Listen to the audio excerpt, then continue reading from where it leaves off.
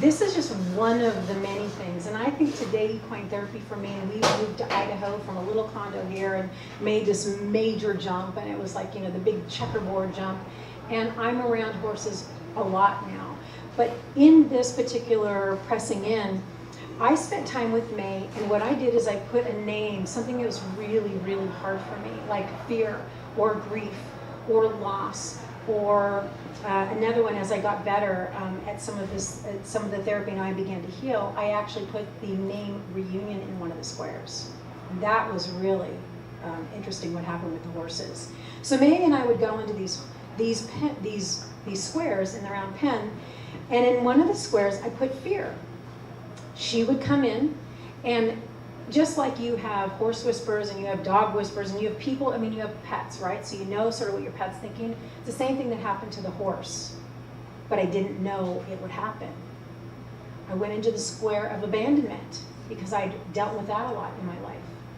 I went into the square of fear, and May told me, I don't see you as having fear. I see you as fearless. And it was a communication back and forth between myself and this one particular horse. A couple years later, I actually put together the square of reunion. And I'm much more lighthearted at this time in my story. And so there are 3 or 4 of the other horses are at least 100 yards away, football field or more away, and they're out there doing what horses do. They're grazing, they're talking to each other, they're chilling out, they're walking, and all of a sudden I bring May into the square of reunion, and they came running, like bolting towards us. They came and they stopped at the round pen. They all hung their heads over, and it was like a really happy feeling. It was a really happy vibe. And I thought, I'm much better. Like my vibe, my energy. So what I've learned with horses, and I'm doing it now in Idaho with some ranchers that work with wild Mustangs, is by simply moving my body from here to here. Of course, these wild Mustangs are trained, but just by my body language and my intention, I moved the horse. Didn't believe that until I started doing this work. And what I started to understand, horses are used to being preyed upon. I was preyed upon in this particular situation with my ex-husband.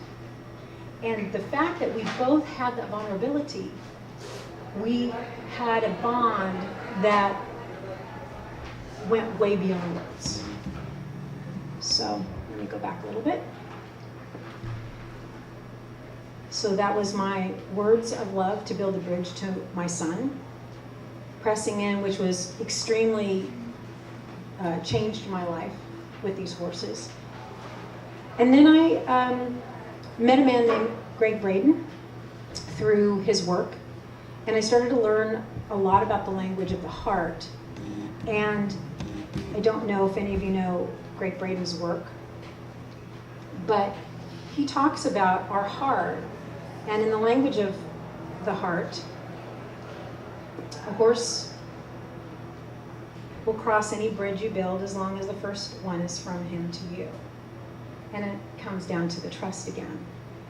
And in language of the heart, I found out that our hearts are like magnets.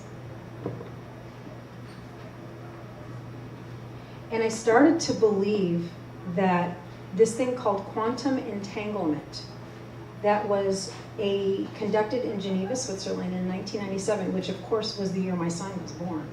Odd, right? Not at all.